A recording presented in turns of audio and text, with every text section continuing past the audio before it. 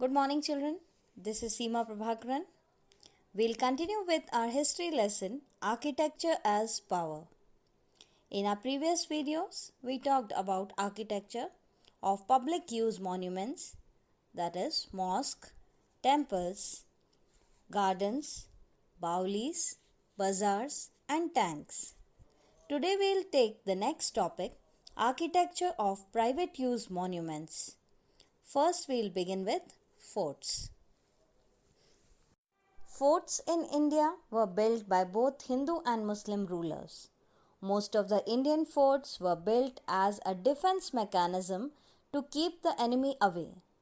Forts were a symbol of authority.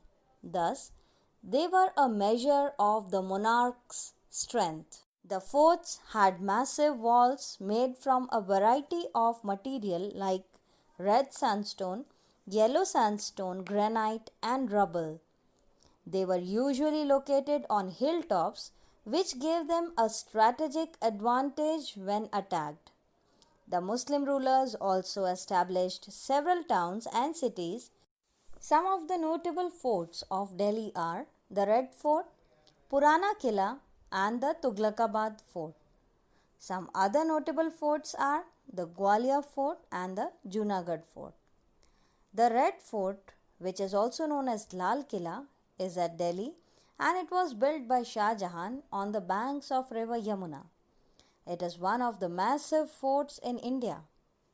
Shah Jahan built the Red Fort as the citadel of Shah Jahanabad. Citadel means a strong fortress which is built high above a city. The next topic is Havelis. Havelis were the mansions of the kings, rich merchants, and nobles. These were built specially in Rajasthan during the medieval period. They give a glimpse of the glory and grandeur of this period.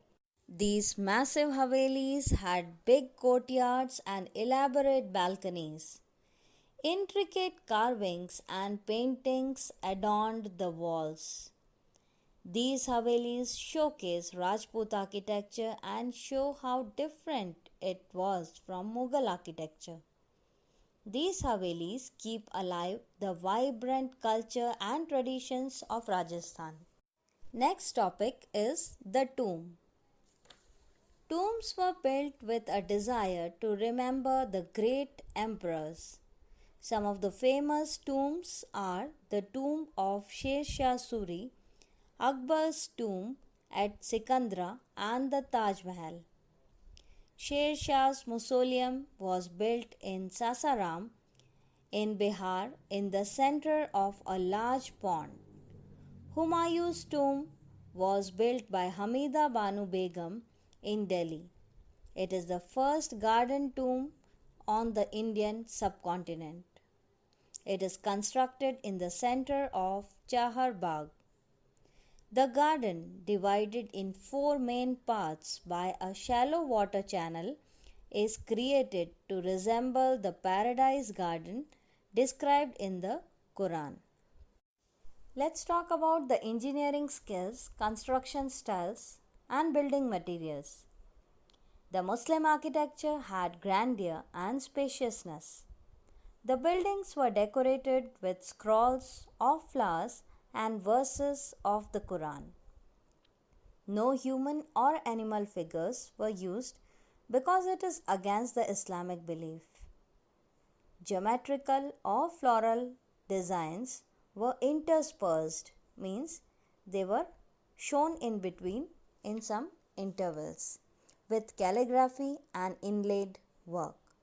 They added color to their buildings by using red sandstone and glazed tiles, shiny tiles.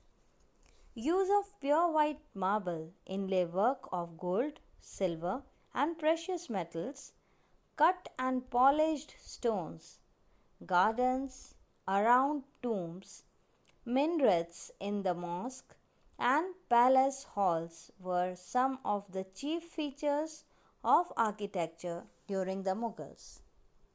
The walls were decorated with precious and semi precious stones, and this technique was called Pitra Dura. The materials used differed from region to region according to the availability.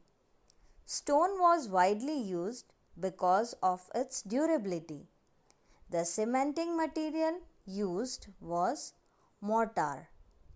The Tughlaqs used grey sandstone. The earlier Mughal buildings were made using red sandstone. Marble was increasingly used by the Mughals, and Shah Jahan used white marble in all his buildings. That's all for today's class.